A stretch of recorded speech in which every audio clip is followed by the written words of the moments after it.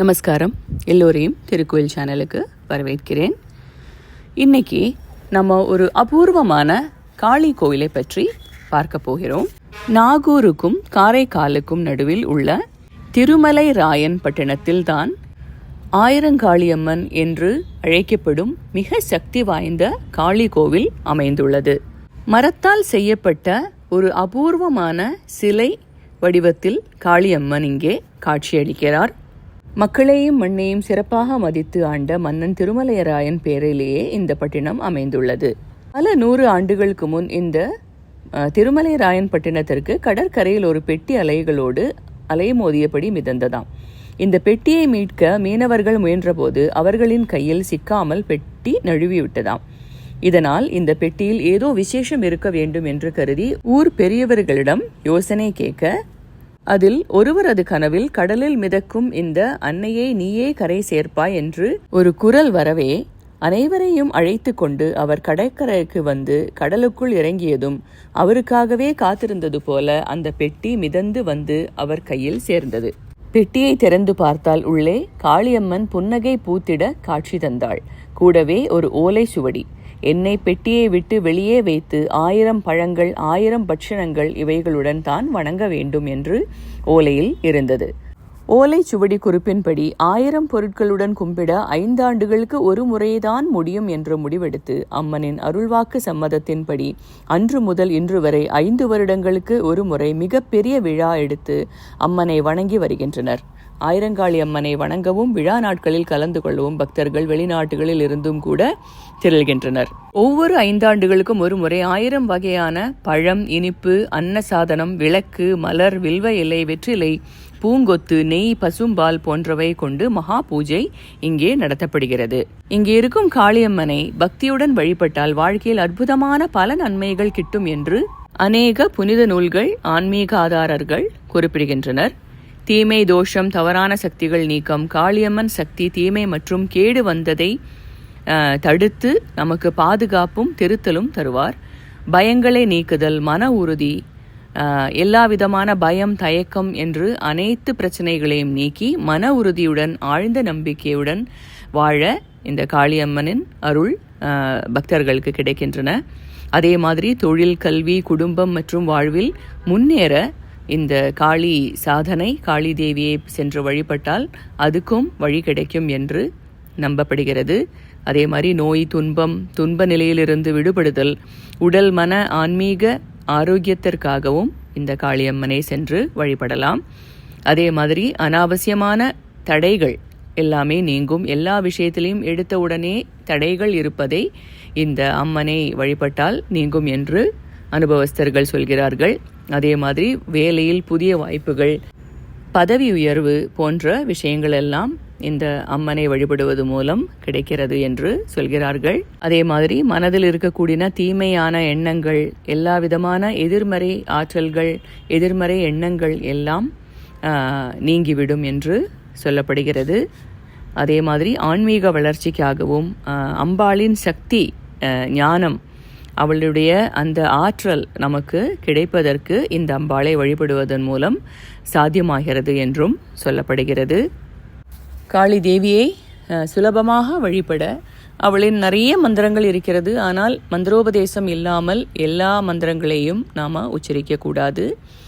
அதனால் ஒரு மந்திர உபதேசம் பெற்றதற்கு பின் காளி தேவியை உபாசனை, காளி தேவியின் மந்திரத்தை இல்லை ஸ்லோகத்தை சொல்வதுதான் உச்சிதம். ஆனால் ஒரு சின்ன ஒரு ஸ்லோகம் இங்கே உங்களுக்காக சொல்கிறேன். அதை நீங்கள் உபதேசம் பெறாமலேயே நீங்கள் சொல்லிக்கொண்டே வரலாம். ஓம் ஜெயந்தி மங்களா காளி பத்ரகாளி கபாலினி துர்கா க்ஷமா சிவா தாத்ரி ஸ்வாஹா ஸ்வதா நமோஸ்துதே. இன்னொரு தடவை சொல்கிறேன். ஓம் ஜெயந்தி மங்களா காளி பத்ரகாளி கபாலினி துர்கா க்ஷமா சிவா தாத்ரி ஸ்வாஹா ஸ்வதா நமோஸ்துதே.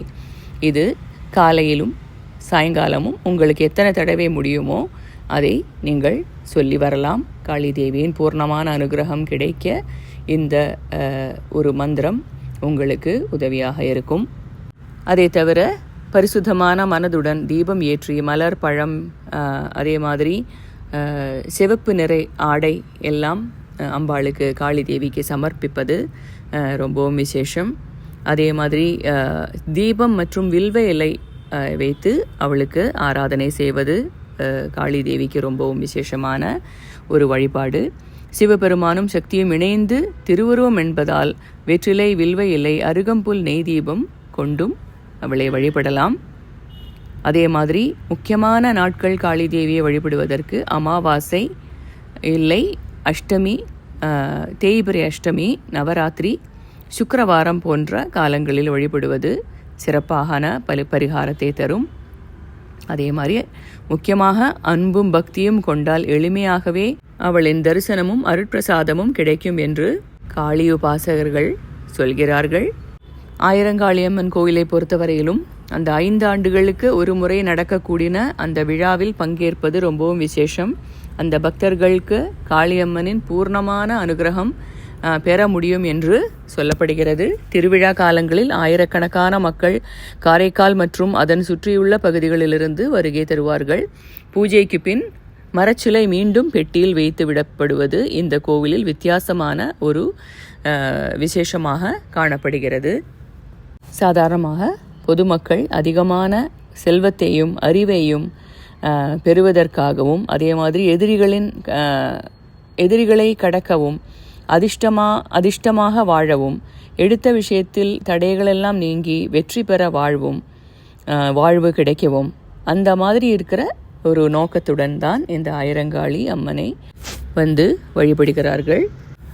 5 ஆண்டிற்கு ஒரு முறை நடக்கக்கூடிய இந்த திருவிழா வைகாசி மாதத்தில் நடைபெறுகிறது. அதானது மே, ஜூன் மாதத்தில் நடைபெறுகிறது. எல்லா ஊர்களிலிருந்தும் பக்தர்கள் இங்கே இந்த விழாவில் பங்கேற்பதற்காக வருகிறார்கள். அடுத்த விழா 2027 ஆண்டு நடைபெறும் என்று சொல்லப்படுகிறது. இந்த விழாவின் போது பக்தர்கள் எக்கச்சக்கமாக கூடி பலவிதமான பூஜை ஆராதனையில் கலந்து கொள்கிறார்கள். திருவிழா நாட்களில் அம்மனை வான்பந்தல், பூங்கொத்து, விளக்கு போன்ற சிறப்பு அலங்காரங்களுடன் வீதியில் ஊர்வலம் எடுத்து செல்கிறார்கள். விழா முடிந்ததும் அம்மன் சிலை மீண்டும் அந்த மரப்பெட்டிலேயே அடைக்கப்படுகிறது. அடுத்த 5 ஆண்டுகளுக்கு பின் மட்டும் மீண்டும் வெளியே எடுக்கப்படும்.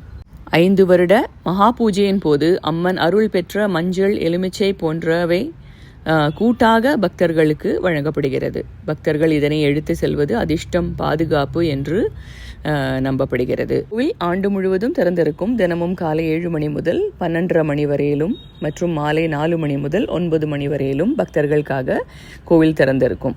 மூலவர் சிலை மரச்சிலை பெட்டியில் அடைக்கப்பட்டிருக்கும். அந்த திருவிழா காலத்தின் பொழுதுதான் வெளியில் வைக்கப்படுகிறது. பொதுவாக மற்ற நாட்களில் கோவில் திறந்திருக்கும். ஆனால் அன்னையின் மரச்சிலை பாக்ஸில் இருக்கிறதுனால பக்தர்கள் வழக்கமாக உள்ள இருக்கக்கூடிய அந்த சிறிய அம்மன் படத்தையே தரிசிக்க முடியும். ஆனாலும் பண்பாட்டு வகையில் இங்கு தினம்தோறும் ஊர்வலம் செல்லும் உற்சவ மூர்த்தி கிடையாது என்பதும் இதுவே இந்த கோவிலின் ஒரு பிரத்யேக பாரம்பரியமாக சொல்லப்படுகிறது. இன்னைக்கு ஒரு புது கோவிலை பற்றி தெரிந்து கொண்டோம். இன்னும் உங்களுக்கு ஒரு பயனுள்ள தொகுப்புடன் மீண்டும் சந்திக்கும் வரை நன்றி, வணக்கம்.